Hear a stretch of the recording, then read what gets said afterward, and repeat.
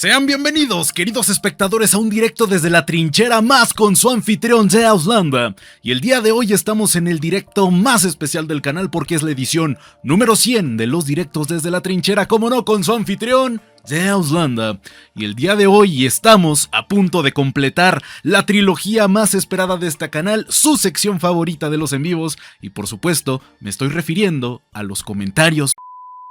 Parte 3, la venganza de los... Vamos a pasar al menester del día de hoy, señores, pero como es una ocasión especial, vamos a estar utilizando, ¿cómo no?, la sala de cine. Vamos a estar utilizando la sala de cine que pues la habíamos dejado bastante abandonada desde el día que intentamos ver una película y YouTube me tiró el directo, entonces pues vamos a aprovecharla para esto. Y el usuario IF8535... otra vez, usuario anónimo, dice: ¿solución final? ¿Algún documento escrito sobre eso? Ah, es verdad, que no existe ningún documento, es solo propaganda. A lo cual le respondí. El 26 de febrero del 42 envió una carta dirigida al diplomático alemán Martin Luther, redactada por Reinhard Heydrich durante la conferencia de Wannsee, para solicitar a Luther asistencia administrativa para la implementación de la Endlösung der Judenfrage. Ese es solo un ejemplo de muchos. Vayamos por partes, como diría Jack el Destripador. La Endlösung der Judenfrage, ¿qué significa eso?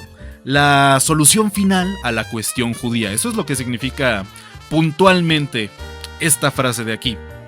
Ahora, hay que recordar el hecho también de que los alemanes, al igual que prácticamente los europeos de hoy en día, son una sociedad llena de papeleo, son una sociedad llena de archivos administrativos, en donde todo se guarda, en donde todo tiene que tener registro. Vamos, la verdad es que la burocracia es una pesadilla.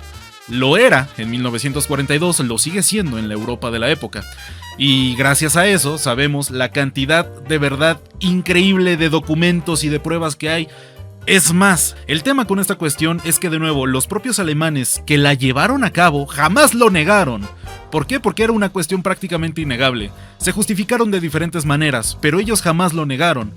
Toda la cuestión negacionista es de una escuela de pensamiento bastante posterior a la Segunda Guerra Mundial y proviene de los descendientes de los alemanes que estuvieron involucrados en el Holocausto. Entonces, insisto, creo que ya es momento de pasar. Señores, es 2024, esta discusión se cerró en los 80s, han pasado más de 40 años, se han dado pruebas, testimonios, documentos, fotografías, hay evidencia de todo tipo en todos los archivos europeos de la época. Y también en los estadounidenses. Entonces, señores, si van a ser pendejos, al menos sean originales, gente, al menos sean originales, porque la realidad es que este es un tema, pues, bueno, que se sigue repitiendo mucho y tampoco es de sorprender. Tristemente, uno de los libros más populares que justamente proviene de esta escuela de pensamiento del negacionismo es el de Salvador Borrego. Y ahora sí pasamos, como no, a TikTok. Y recuerden qué les estaba diciendo ahorita, ténganlo en consideración. Oscar Mosley dice: menos mal que Polonia cayó un mes después por sus ansias de guerra contra Alemania.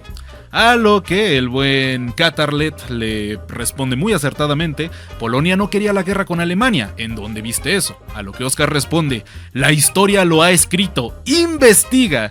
Y aún así te recomiendo un libro, Derrota Mundial de Salvador Borrego. Bueno, gente, para quienes no estén familiarizados con Salvador Borrego no es para empezar, no era un historiador, era un periodista. Entonces, lo interesante de Salvador Borrego es que, al menos dentro de México, es uno de los grandes defensores de la Alemania nacionalsocialista. Escribe libros como, por ejemplo, Derrota Mundial, que es prácticamente su obra más popular, al igual que tiene otros tantos como Alemania podía ganar, en donde escribe un montón de sinsentidos, como por ejemplo en su libro de Alemania podía ganar, dice que si los alemanes triunfaban en la batalla de las Ardenas del 44, los alemanes iban a poder empujar a los aliados otra vez hasta el mar, y entonces iban a poder concentrar esas fuerzas nuevamente en la Unión Soviética. Lo que Salvador Borrego claramente no estaba contemplando en esta situación es que los alemanes ya estaban muy desgastados para ese momento en primera, y en segunda, las tropas estacionadas en Francia para cuando se dio el desembarco de Normandía eran mayormente tropas que estaban descansando de estar precisamente en el frente oriental. Esa es la clase de estupideces que Salvador Borrego escribía, y por supuesto esta es la clase de estupideces que los lectores de Salvador Borrego argumentan. Ahora, vayamos con la cuestión de Polonia y Alemania en 1939, septiembre de 1939. Si bien es una realidad que los polacos no cedieron a las presiones alemanas para que los mismos entregaran el corredor de Danzig en bandeja de plata, eso no significa precisamente que los polacos quisieran la guerra. Al contrario, al igual que los alemanes en ese preciso momento, los polacos no estaban en muy buenas condiciones para entrar en el conflicto. Sin embargo, se le estaban acabando las opciones y sobre todo hay que recordar que en ese mismo año, lo que quedaba de Checoslovaquia terminó por ser anexado. Entonces, viendo el destino que le tocó a los checoslovacos, ¿ustedes creen que a los polacos se les hubiera hecho una buena idea dejar que los alemanes se hicieran con el corredor de Danzig? Por supuesto que no. Eso lo único que hizo fue debilitar a Checoslovaquia, porque pues bueno, hay que recordar que primero Checoslovaquia cedió una parte para evitar la total anexión del país por los alemanes, y esta anexión terminó por suceder. Hubiera sido exactamente el mismo caso de los polacos.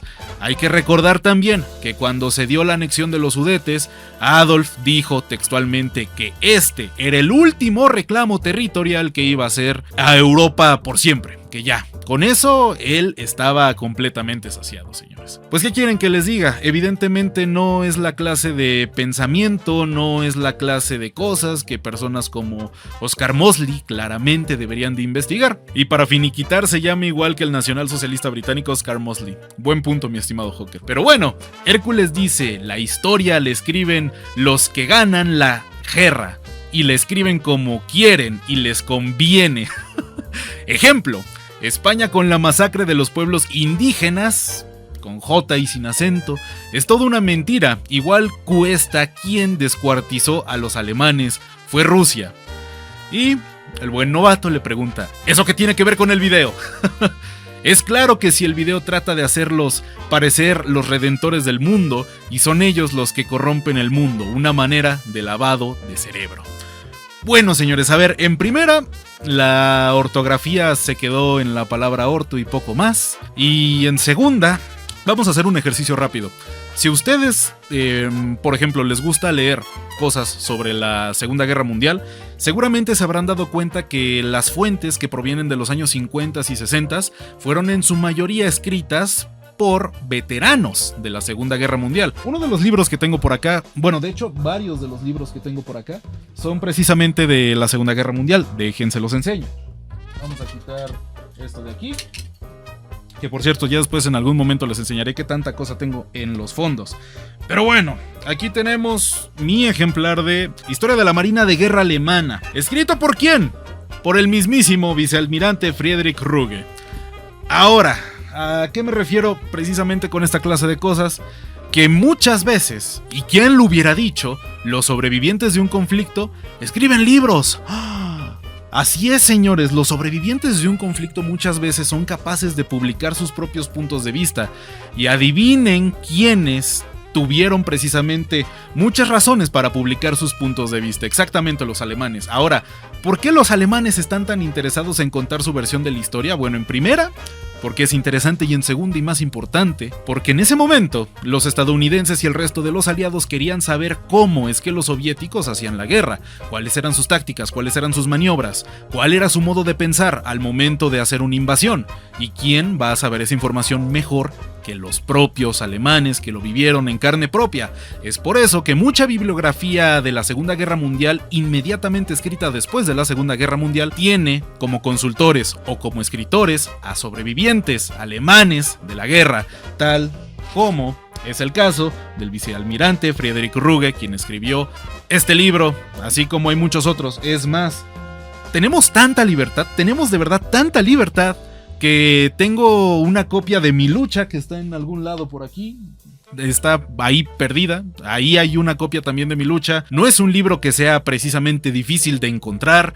No es un libro que activamente se esté buscando censurar. A ese punto, entonces, de nuevo, señores. Ahora, hay que entender también, la historia no es solamente propaganda. Que claro, el discurso oficial de la historia se puede utilizar y muchas veces se utiliza con fines propagandísticos o nacionalistas, pero no es el punto. Cuando tú haces una investigación histórica profesional y como debería de ser, necesitas varios puntos de vista. ¿Eso qué significa? Que vas a necesitar autores alemanes, vas a necesitar autores rusos, vas a necesitar autores británicos y de todos lados, y después vas a hacer que esas fuentes dialoguen entre sí, lo cual, insisto, es muy importante. ¿Cómo nos vamos a enterar de las cosas y sobre todo cómo vamos a construir un discurso de la historia si no sabemos qué pensaban? Y aún así, aún sea con los fines más propagandísticos y nacionalistas, aún sea con los fines de ridiculizar al contrario, de hacerlo ver mal, con los fines que ustedes gusten y manden, se necesita conocerlos, porque de otra manera, ¿cómo los vas a hacer quedar mal? Te puedes inventar cosas, pero es mucho mejor si las cosas que te estás inventando están basadas en algo, en lo que sea. Y ahí, pues bueno, para gustos colores, señores. Otra vez, usuario anónimo con una foto de un señor que, pues bueno, ¿qué les digo? Así es como precisamente me lo imagino. Yo les hago una pregunta a internauta etoses. Porque las potencias faldas se tuvieron reunir para neirmixar al ejército ala y su ofensiva Sifura. Slow venció el frío, pero mataron millones de rusos. Uf, y esto es precisamente de lo que les estaba hablando, señores. Es muy importante no saltarse las etapas de escuela primaria y escuela secundaria también, que por ley deberían de ser obligatorias en México, pero pues hombre, ¿qué les digo? Está hablando en alemán, decían por acá. Bueno, vamos a pasar a desencriptar qué pregunta este señor tan carismático y tan falto de educación trataba de darnos a entender. Me parece que lo que este señor quería decir es: yo les hago una pregunta a ustedes, ¿por qué las potencias se tuvieron que reunir para eliminar al ejército alemán? Creo que esa es la idea que trataba de comunicar, no estoy seguro. Respondiéndole usted, señor sabio, Alemania fue la propia encargada de hacer que las potencias se reunieran para acabar con ellos. ¿Quién estuvo declarando guerras a diestra y siniestra? Los alemanes. ¿Quién le declaró la guerra a la Unión Soviética? Los alemanes. ¿Quién le declaró la guerra a Francia? Los alemanes. ¿Quién le declaró la guerra al Reino Unido? Los alemanes. ¿Quién le declaró la guerra a los Estados Unidos? Los alemanes. ¿A ustedes les parece ilógico que Alemania haya caído tomando en cuenta que en ese momento le declararon la guerra a todas las potencias militares e industriales al mismo tiempo? ¿A ustedes se les hace raro que los alemanes no hayan podido ganar la Segunda Guerra Mundial? Francamente a mí me parece bastante lógico, pero eso es algo que mucha gente o desconoce o ignora. Insisto, gente, recuerden siempre que los alemanes fueron los últimos culpables de por qué tuvieron el destino que tuvieron. Insisto, ¿quién le declara la guerra a todas las superpotencias del mundo al mismo tiempo? Bueno, los alemanes lo hicieron y ya se dieron cuenta de que eso no termina por salir muy bien. Pasando al siguiente mito, que insisto, esto es algo que le he dedicado videos, le he dedicado directos, le he dedicado horas de mi vida y seguimos hablando de lo mismo. Los venció el frío.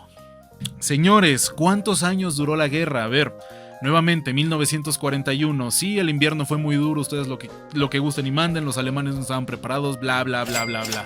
A ver, la guerra no acabó hasta mediados de 1945. Alemania invade a la Unión Soviética en 1941. El invierno fue un factor importante, no para finalizar la guerra, sino para congelarla, porque vaya, ¿quién diría que el frío puede congelar una iniciativa? Sí, los alemanes detuvieron su avance, pero en 1942 siguieron avanzando. Y vamos a pasar con el siguiente comentario de Sergio Pérez Gonzo, que dice: 1912, caray, según recuerdo, la Primera Guerra Mundial fue de 1914 hasta 1918. Creo que hay que demandar a las escuelas porque TikTok dice otras fechas. Chale.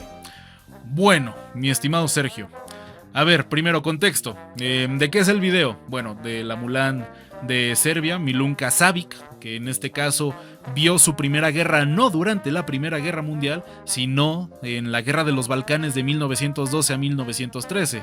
Y por eso es que mencioné en este video en particular que Milunka inició su carrera militar en 1912. Conflicto que claramente Sergio desconoce. ¿Cuál es el problema aquí? Cuando juntas ignorancia con arrogancia, obtienes algo como lo que es Sergio en este caso. Alguien que claramente desconoce de lo que está hablando, alguien que claramente no sabe que hay otros conflictos sucediendo en Europa en puntos similares de la historia, una persona que claramente desconoce muchas cosas, pero aún así se siente con la autoridad moral de venir a corregir a otros que él considera que saben aún menos de lo poco que Sergio de por sí sabe. En general, señores, no sean como Sergio. Miren, si van a corregir, y eso es otro, con esta clase de cosas y de datos, no quiero que se confundan y que piensen que yo estoy diciendo que tengo la verdad absoluta, porque no es así. Muchas veces me he equivocado y reconozco cuando me equivoco. El tema es que cuando me vayan a señalar algo en lo que efectivamente estoy equivocado o en lo que ustedes crean que me estoy equivocando, en primera, asegúrense de que estoy mal. Si ustedes van a corregir a quien sea, de verdad a quien sea, primero tengan la certeza de que esa persona está mal. Porque si no van a terminar saliendo en esta clase de directos y no creo que vaya a ser muy divertido para ustedes.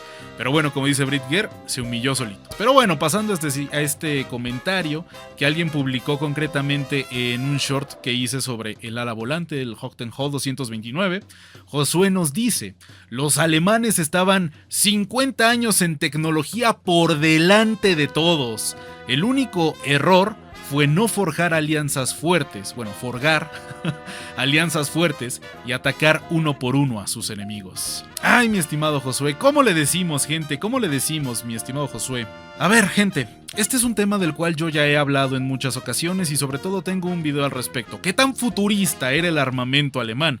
La realidad es que no mucho. El armamento alemán llama mucho la atención, más que nada no por ser futurista, y aquí viene el contraste, sino por ser armamento altamente experimental. La mayor parte del armamento que tenía Alemania durante la Segunda Guerra Mundial, al final de la misma específicamente, provenía de ideas que se habían estado trabajando, pero que todavía no se consideraban o demasiado estables, o demasiado interesantes, o demasiado seguras. Sin embargo, lo único que podían hacer en aquel momento era utilizar las armas de las cuales se tenían menos unidades, porque hay que decirlo, sus jets de primera generación ni de chiste fueron los mejores. También sus misiles, a pesar de que eran máquinas impresionantes de por sí, eran nada precisas, al igual que, por ejemplo, sus tanques, pues lo único de futurista que tenían era que, pues nada, o sea, ¿qué tiene de futurista una caja de zapatos con un cañón enorme como lo es el Tigre 1? Nada. Entonces, pues creo que vale la pena resaltarlo. No, los alemanes no estaban adelantados 50 años de absolutamente nadie. Por ejemplo, el ala volante, el Hockenheim 229, que es precisamente de donde salió este comentario, es un tipo de avión que se lleva trabajando desde hace mucho tiempo. Concretamente, el ala volante es un invento de la concepción como tal del ala volante viene desde finales del siglo XIX, así de viejo es, y se trabajan en alas volantes como tal, ya funcionales, no solamente esquemas y dibujos, desde principios del siglo XX, desde la primera década del siglo XX. Entonces, pues, insisto, no es tecnología novedosa ese avión en particular, o está a la volante en particular. Kinea 72, muy burlonamente comenta: 17 victorias era nivel de novato en la Luftwaffe. Ahí los ases, los verdaderos ases, tenían muchas más victorias. Bueno, mi estimado Kineas, vayamos por puntos, señores. Para empezar, ustedes tienen que saber que para que un piloto se considere como un as de combate, necesita adquirir 5 victorias. Y la realidad es que el piloto medio de la Segunda Guerra Mundial fallecía antes o era derribado antes de adquirir estas 5 victorias, muchos de los cuales se iban sin siquiera haber tenido una sola victoria aérea. Vayamos con uno de los ejemplos más grandes: el Diablo Negro, Erich Hartmann. Más de 350 victorias aéreas confirmadas, el mayor as de todos los tiempos. Él tuvo que participar en cerca de 1000 misiones para poder conseguir esas más de 300 bajas. Y pues en general estamos hablando de que el mejor piloto de todos los tiempos tuvo una proporción de victorias 1-3 respecto a las misiones que voló. Insisto, derribar un avión no es cosa fácil. Y sobre todo, convertirse en un as de la aviación no es cosa fácil. Ahora, no estoy hablando específicamente de toda la carrera de los ases. Estoy hablando de una sola batalla. En una sola batalla, el héroe checo de la batalla de Inglaterra logró realizar 17 bajas. Es el cuarto o tercer as, no recuerdo exactamente el lugar que tiene, con más bajas en aquella batalla. Una sola batalla, y eso es lo que él logró. Es muy impresionante, es muy impresionante por donde se quiera ver. Es de los pocos que lograron tanto. Y la verdad es que creo que el título de héroe le queda bastante bien y sobre todo tiene una historia muy interesante. Por supuesto, después va a llegar gente ignorante, gente bastante estúpida, gente bastante falta de materia gris, como es el caso de Kinea 72, a desmeritar los logros de un as de combate. Kawasaki 26 dice: lo que me sorprendió es que el comentario está bien escrito. Ah, bueno, le vamos a dar su punto. Le vamos a dar su punto porque efectivamente este sujeto, al menos Kinea 72, sabe escribir. Le vamos a dar eso y sinceramente se agradece. Es un descanso después de todo lo que hemos leído. Y pues bueno, este es un comentario que salió de los shorts, bueno, del short que hice sobre los Beutepanzer, los tanques capturados al servicio de Alemania, que fueron muchos. Es prácticamente un pilar de la Panzerwaffe, especialmente en sus inicios. Pero por supuesto, los listillos de internet no podrían estar más en desacuerdo, tal como es el caso de Moisés, quien nos dice: no creo, los tanques gringos no creo que fueran muchos y menos capturados, simplemente porque llegaron a la guerra ya cuando Rusia la había ganado, nada más fueron a agarrar unos pedazos del pastel europeo del cual siguen ocupando. No creo. ¿Cuáles son tus fuentes? No creo. Oye, pero no estás dando un contraargumento, solo estás diciendo algo que tú crees, eso no significa nada. Pero no le creo. No creo que los tanques estadounidenses hayan sido tantos. Oye, pero Estados Unidos produjo durante la Segunda Guerra Mundial decenas de miles de tanques, de los cuales 50,000 fueron Shermans. No creo. Llegaron ya cuando Rusia había ganado. Bueno, insisto, este también es otro tema de Estados Unidos entró tarde a la Segunda Guerra Mundial. Gente, Estados Unidos se incorporó a la Segunda Guerra Mundial en fucking 1941, diciembre. Para enero del año siguiente ya estaba teniendo presencia en África del Norte. En el 43 estaba invadiendo Italia. En el 44 estaban en Normandía. A través de la ley de préstamo y arriendo, los estadounidenses mandaron mucho armamento a sus aliados, especialmente a los británicos y los soviéticos. Los soviéticos llegaron a utilizar Shermans. Los alemanes capturaron Shermans soviéticos, imagínense eso. Ese representa mucho conocimiento, efectivamente, y pues sobre todo es eso. Tenemos un comentario que no propone nada, que solamente está dudando de algo, pero vamos, no es un contraargumento, solo es un no creo, y ya. Pero bueno, por creer, Moisés, yo creo que eres un pendejo. Vamos a seguir. El autor de este magnífico comentario, ya ni siquiera recuerdo en qué video lo puso, dice: yo mismo soy yo quien soy. Según la historia, no... ya vi de qué video es. Según la historia, no fue sorpresa, ya que los Estados Unidos estaban informados y sacrificaron esa base para entrar en la guerra, lo que es tomado como falsa bandera. Bueno, este comentario fue escrito en el video del Zero, del A6M0. Y esta es una idea también bastante común y bastante pendeja. Hay mucha gente que a día de hoy cree que los Estados Unidos se dejaron atacar por los japoneses para poder entrar en la Segunda Guerra Mundial. A ver, señores, en primera, Estados Unidos tenía una política aislacionista total y completamente. Estados Unidos no tiene ganas de meterse a la Segunda Guerra Mundial. Y tanto no tiene ganas que los reportes que le están llegando de mercenarios estadounidenses en China los están ignorando. Ese es el motivo por el cual Estados Unidos no estuvo preparado para recibir el ataque en Pearl Harbor. Este ataque fue sorpresa y es justamente lo que mucha gente comenta. Dice: no, es que este ataque Estados Unidos ya sabía que iba a pasar y sobre todo está confundiendo las cosas. Esto no fue un ataque de falsa bandera. Un ataque de falsa bandera es cuando unidades de un ejército en concreto hacen acciones en contra del mismo ejército que están representando. Ejemplos de ataques de falsa bandera: el inicio de la Segunda Guerra Mundial, la justificación que dio Alemania, un supuesto ataque polaco sobre una radiodifusora alemana que estaba situado en la frontera con Polonia.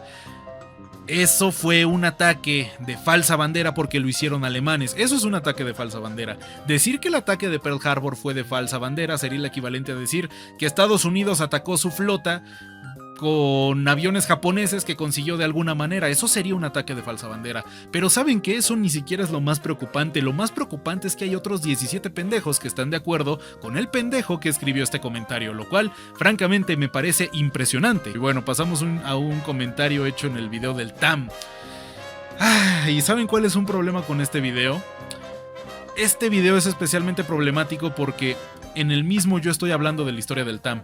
No estoy hablando del TAM contemporáneo, no estoy hablando de la última actualización del TAM, no estoy hablando de cómo está el tema de tanques en la Latinoamérica actual y sobre todo en Sudamérica. Pero aún así, nunca falta la gente como Pilar Avena, que dice: el tanque más potente de la región, pero sí está hecho a base de un chasis de un Marder y su alcance es de 1500 metros. El Leopard chileno, otra vez, anacronismo histórico. Dispara diferentes tipos de cargas con un alcance de más de 4000 metros sin hablar de su chasis. Y estos vienen a poner su galleta con cañón de 105 milímetros como el más potente de la región.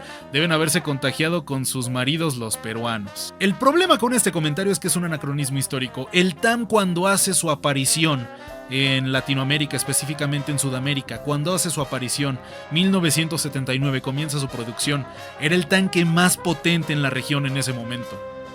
Chile no tenía Leopards, Brasil tampoco, y la mayoría de los países de la región contaban con armamento bastante curioso. Chile tenía Shermans israelíes, Brasil seguía con mucho armamento de la Segunda Guerra Mundial. Nada era comparable con el TAM en aquel momento. No hay nada que le pueda hacer frente al TAM.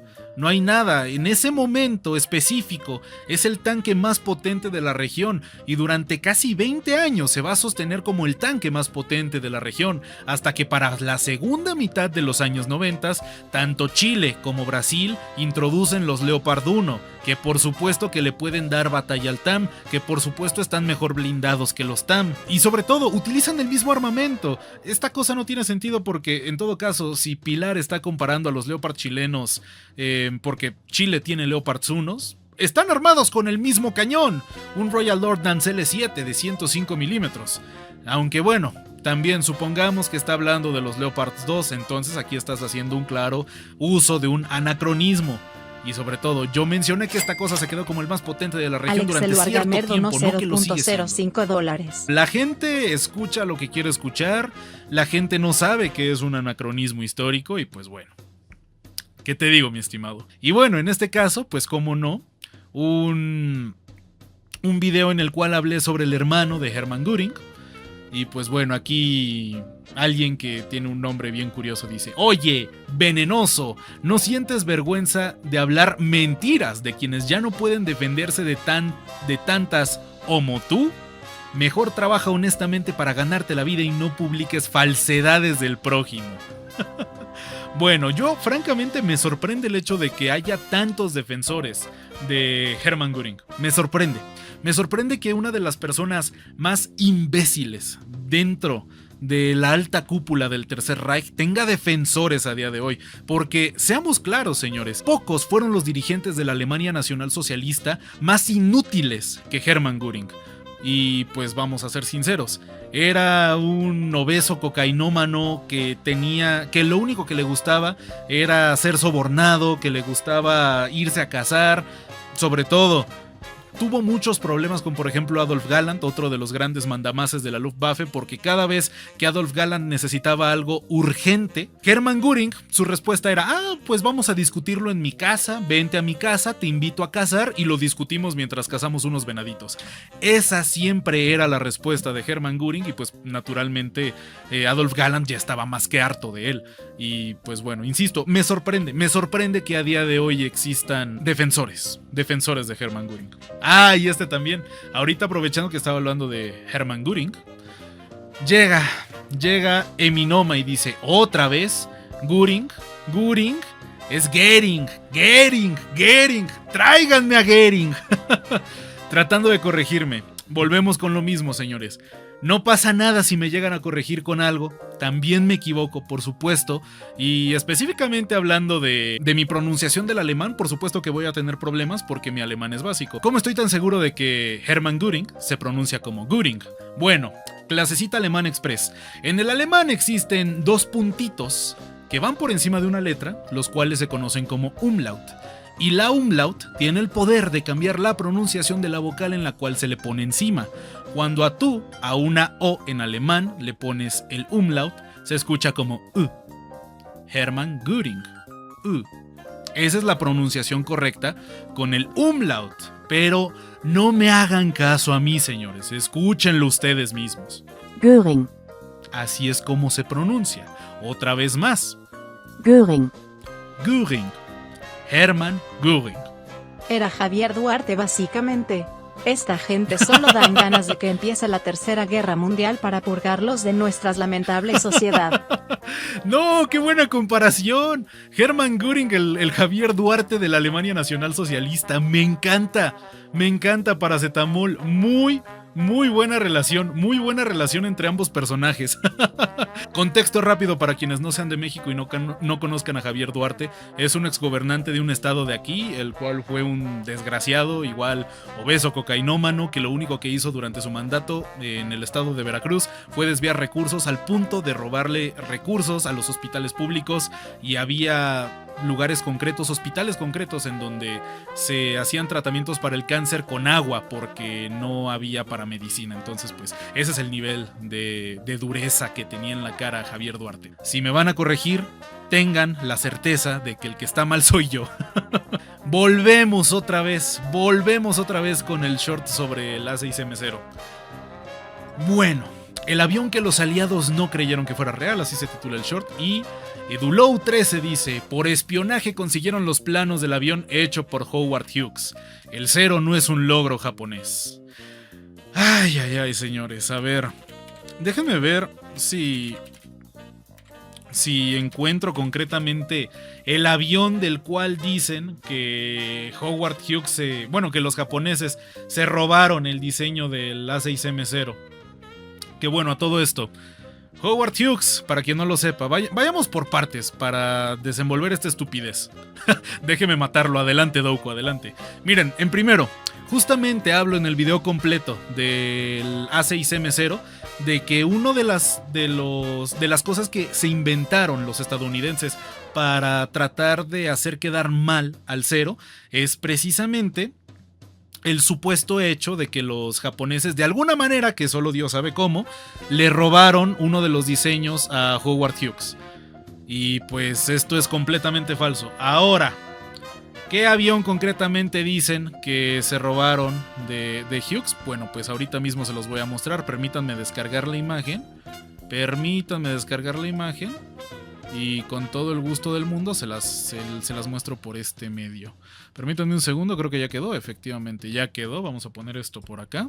Pues eso, ¿ustedes creen que se parece un cero esta cosa? Yo considero que no. Aunque ustedes me puedan decir que se parece un cero, que de verdad yo no considero que se parezca en absolutamente nada un cero. Aunque ustedes me puedan decir eso, no tiene absolutamente nada que ver sus sistemas de controles, no tiene que ver la distribución del peso, no tiene que ver la carga alar, no tiene que ver y sobre todo esta es otra, el tema de las alas. Las alas del A6M0 tenían que ser especialmente cortas para que pudiera caber en portaaviones, y el Hughes H1 tenía alas más largas. Es un modelo total y completamente diferente, señores. Fue inventado para hacer quedar aún más mal a los japoneses, para hacerlos ver de que no es posible, esa cosa se la robaron, esa cosa no se pudo ver por X o Y razón, cuando la realidad es completamente diferente, insisto.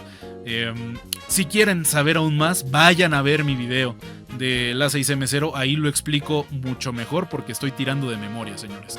Para mí que se cagaron de miedo con el A6M, y sí, es que eso es una realidad, mi estimado Andrés. Los Estados Unidos no se esperaban, y ahora volvamos con el tema de los informes que estaban llegando de mercenarios estadounidenses en China. Había un conjunto de mercenarios estadounidenses en China, una formación aérea que ya se había enfrentado con los A6M0, porque adivinen qué, el campo de pruebas del A6M0 fue precisamente China, y en China establecieron combate contra algunos pilotos estadounidenses, mercenarios, les repito, mismos mercenarios que mandaron reportes al alto mando estadounidense para que tuvieran en consideración que esta clase de aviones existía. Y adivine qué, los ignoraron. Se puede desmentir muy fácil, es un mito muy viejo, de verdad. Me sorprende que este mito, fíjense que sí me sorprende que haya al menos alguien que lo conozca y sobre todo lo siga aseverando como verdadero, porque vamos, ya ni siquiera el gobierno estadounidense, es que nadie, ni los historiadores estadounidenses, nadie piensa que el cero sea una copia del avión de Howard Hughes. Pero bueno, señores, ¿qué quieren que les diga? Esto es lo que pasa cuando la gente se cree la primera información que lee. Ahora sí, les traigo de los creadores de los negacionistas del Pershing, les traigo los negacionistas de los cañones de 50 milímetros. Porque Marco Antonio Kont 2 dice: no había ningún cañón de 50 milímetros en Alemania. Y este comentario es un 2x1, sigue, porque lo dividió en dos, seguramente no sabe cómo escribir otro párrafo.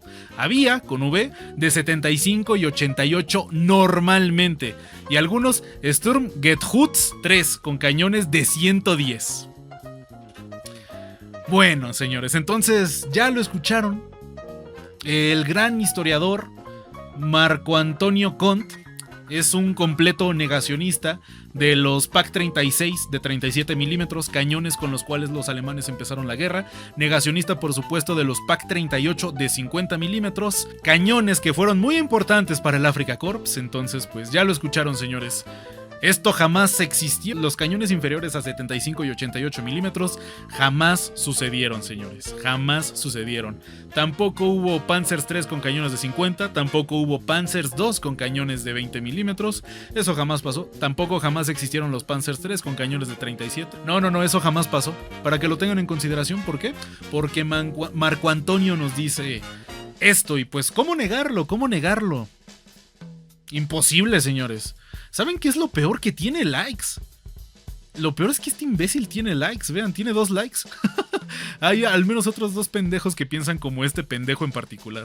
Pero bueno, entonces el bebé tigre no tenía arma principal. Efectivamente, República de Kenquistán tristemente no.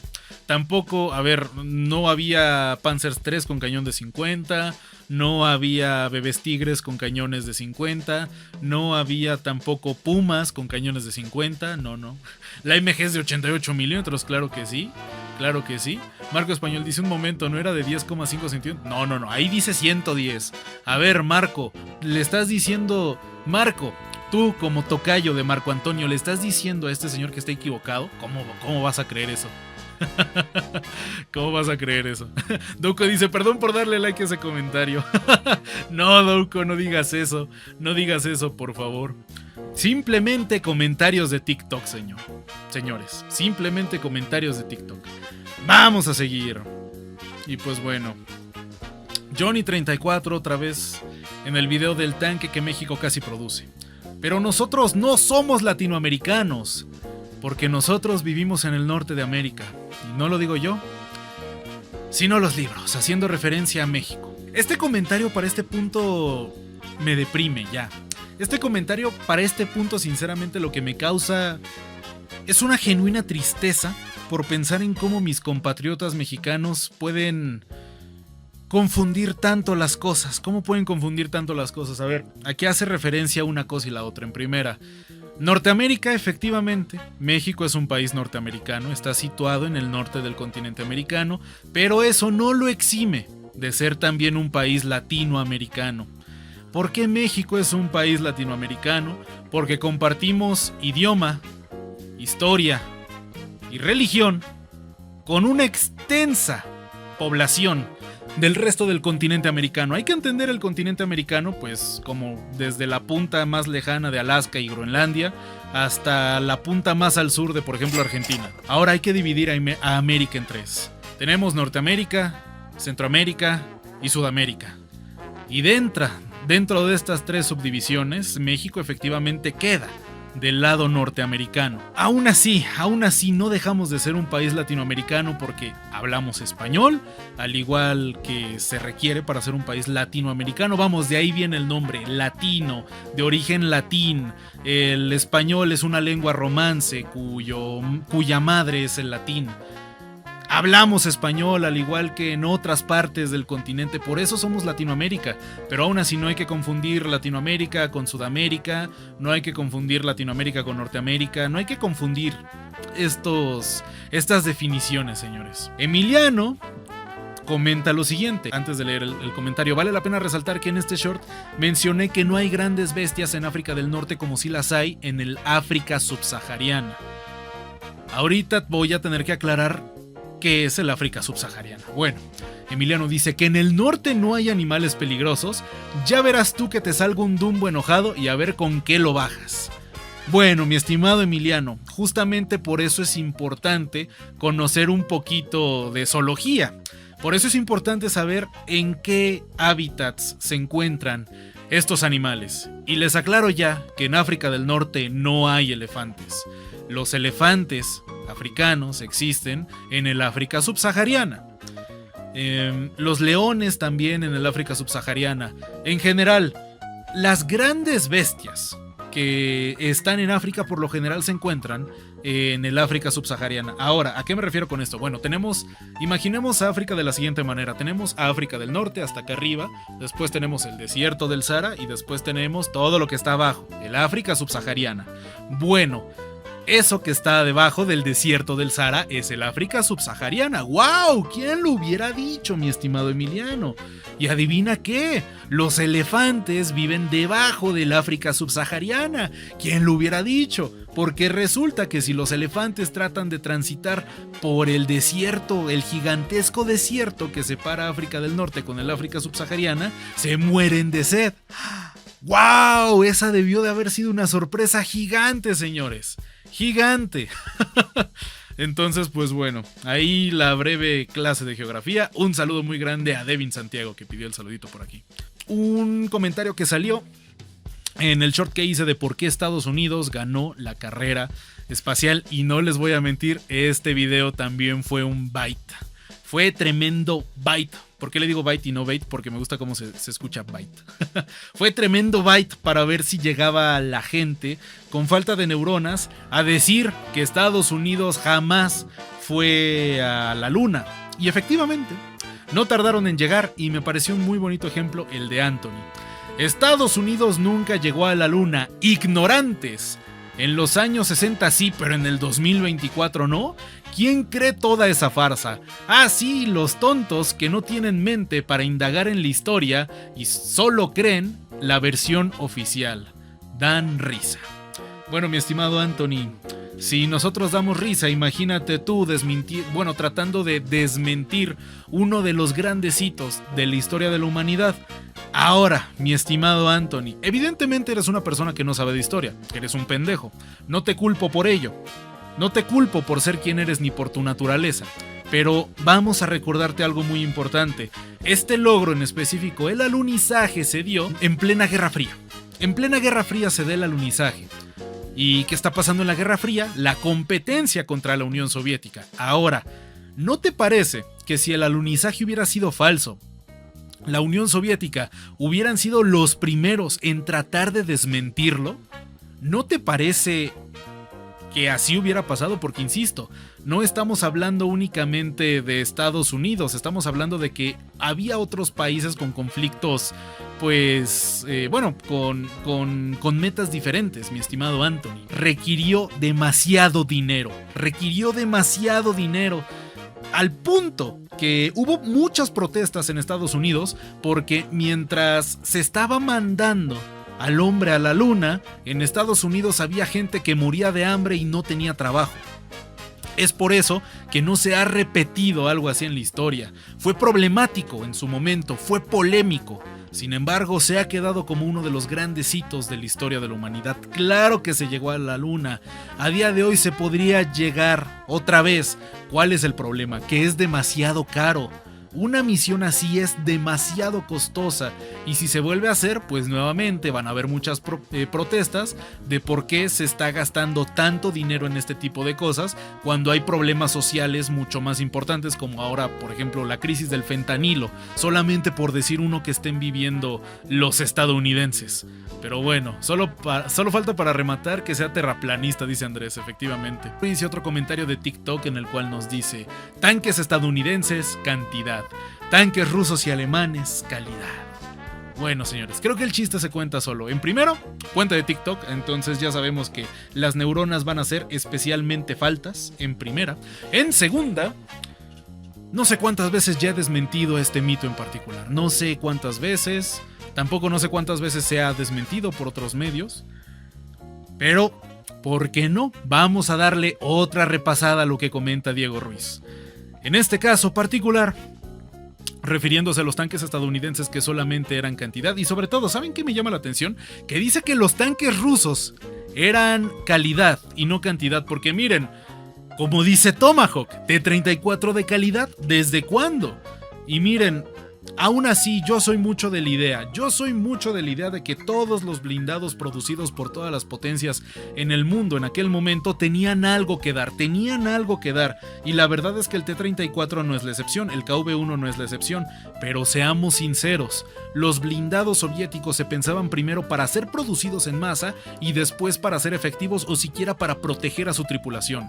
Entonces, de nuevo, gente, los blindados rusos no se pueden comparar en calidad ni al alemán y mucho menos al estadounidense. Seamos sinceros, no se pensaron con el mismo criterio. Siempre los blindados soviéticos y los tanques rusos incluso se han pensado para poder tener un montón de unidades dispuestas en todos lados al mismo tiempo. Pero bueno, el T-34 ni radio integrado. Deja tú el radio, mi estimado Gerardo. Eran blindados que estaban soldados a la carrera, eran blindados que sin exagerar se les caía el blindaje, eran blindados que tenían muchos problemas, pero que terminaban por hacer su trabajo porque eran un montón de los mismos y sobre todo porque eran fáciles de reparar. Si tienes un blindado sencillo, por mucho que se te rompa, lo vas a poder reparar también relativamente fácil. Ahora, los tanques estadounidenses sí eran cantidad, pero adivinen qué, también eran calidad. Los tanques estadounidenses también eran calidad. También está el mito constante y que ya hemos desmentido muchísimas veces de que los Shermans se encendían y que les apodaban como los Ronson o una tontería así, cuando, insisto, había más probabilidades de que un Panzer IV se achicharrara de las que había para que un Sherman hiciera lo mismo.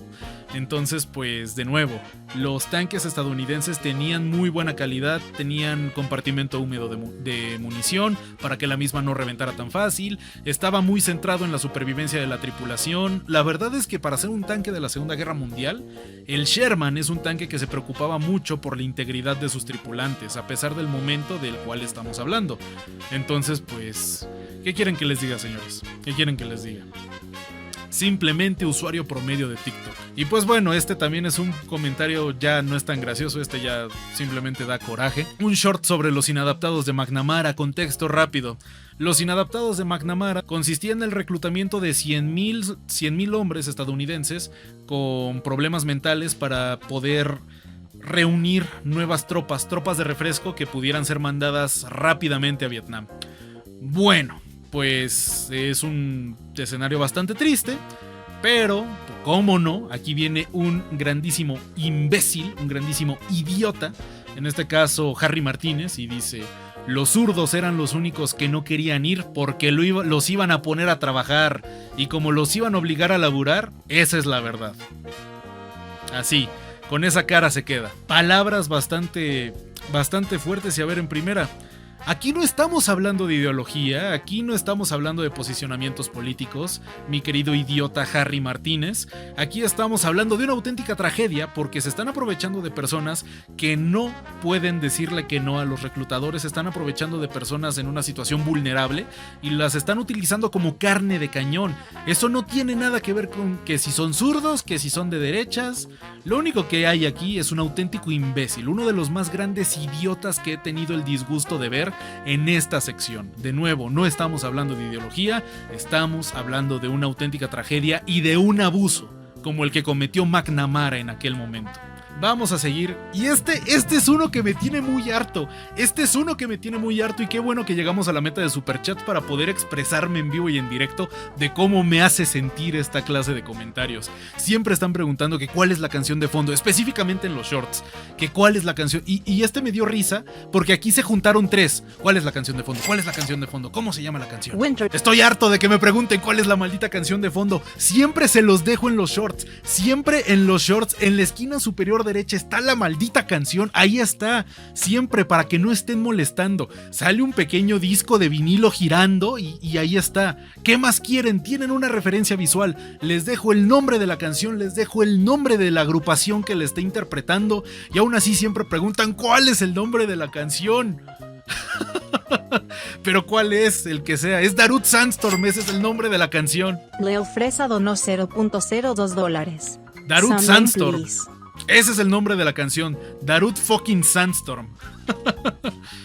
Pero bueno, De verdad estoy harto de esta pregunta. ¿Por qué no son capaces de ponerle atención, gente? Esto es la pantalla de su celular, ¿no? Y en esta parte de aquí, parte superior derecha, aquí en esta parte del celular, aquí siempre se ve el nombre de la canción, siempre está en los shorts. ¿Por qué siempre preguntan lo mismo?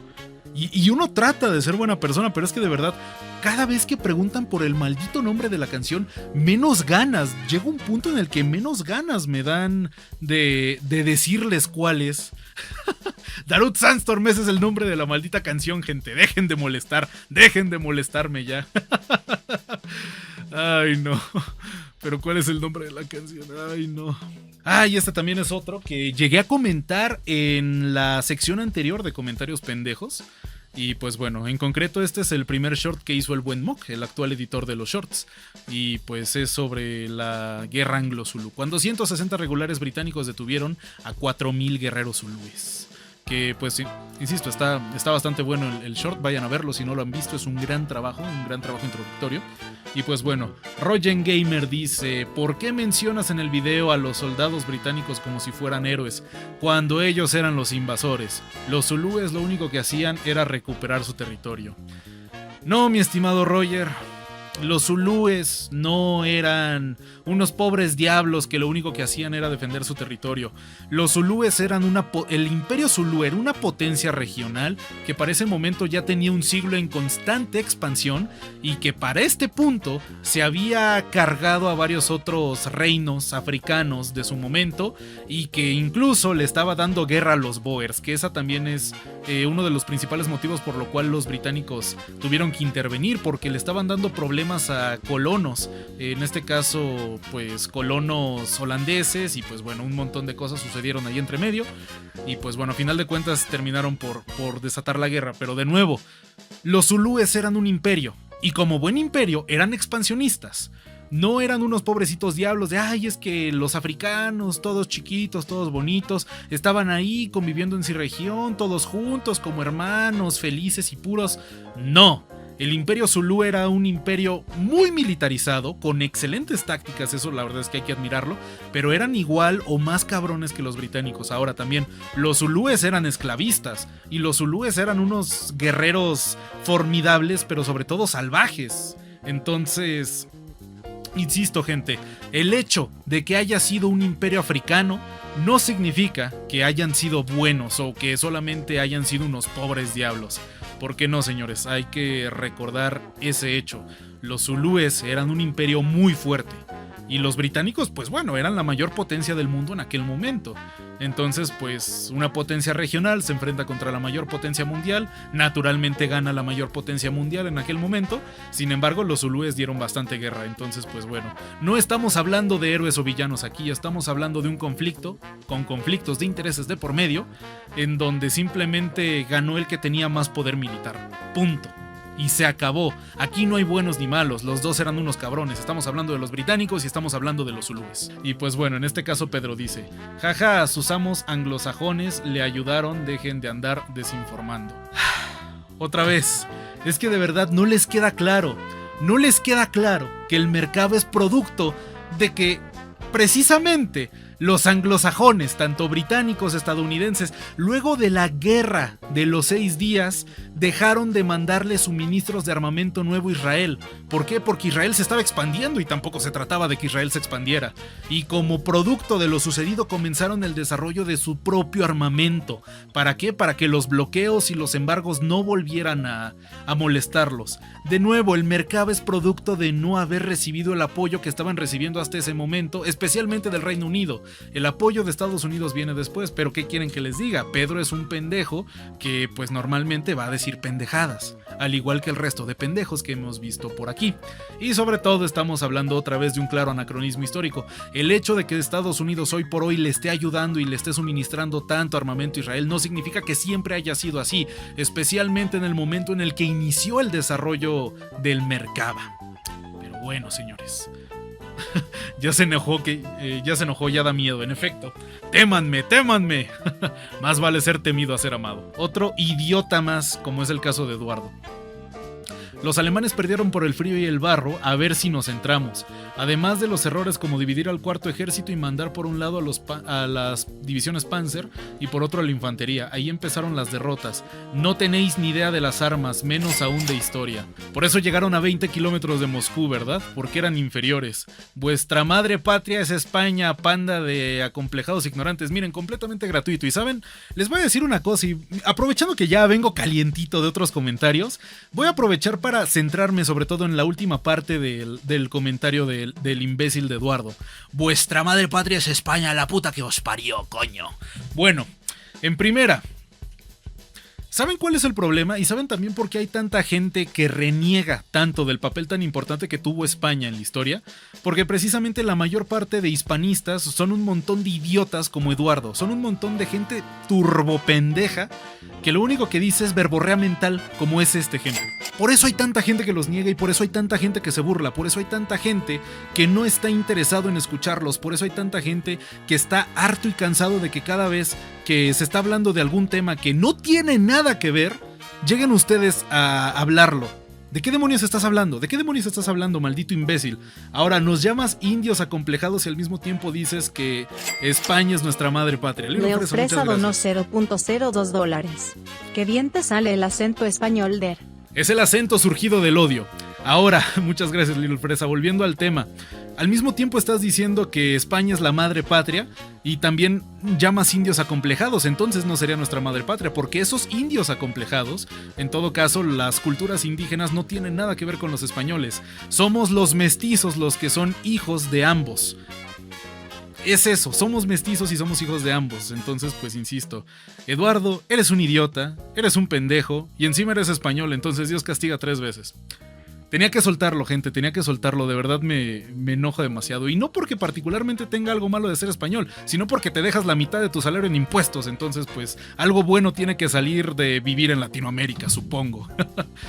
Ahora, volviendo al punto, los alemanes perdieron por el frío y el barro. Este es su nivel de conocimiento. Otro grandísimo idiota que cree en la existencia del general invierno. Señores, ¿cuántas veces lo tengo que decir? El frío y el barro no hicieron que perdieran la guerra a los alemanes. Este es un mito demasiado extendido. ¿Qué quieren que les diga? ¿Qué quieren que les diga? ¿Cuántas veces, ya ni siquiera en otros aspectos, en este directo, cuántas veces lo hemos comentado, gente? ¿Cuántas veces lo hemos comentado? Pero bueno, ¿qué comentario tan XD? Y sí, es un comentario demasiado XD. Basta, Der ya está muerto. No, King Tiger, voy a seguir pateando el cadáver de este triste y acomplejado gachupín, porque también, qué triste tener que utilizar una cuenta anónima para poder decir esta clase de estupideces. E insisto, si la gente en Latinoamérica no tiene interés por el hispanismo y no le interesa la historia colonial, no le interesa la historia virreinal, es precisamente por gente como él. Entonces, sinceramente, está haciendo más un daño que un bien. Eduardo, estás haciendo más un daño que un bien. Te invito a que reflexiones, que interiorices y sobre todo dejes de ser un pendejo y un animal, porque eso es todo lo que eres, Eduardo. Eso es todo lo que eres. Pero bueno, señores, ya. Creo que solté todo lo que tenía que soltar. Nos relajamos, nos centramos. Ya fue demasiado odio, nos vamos a tranquilizar. Pero bueno, señores,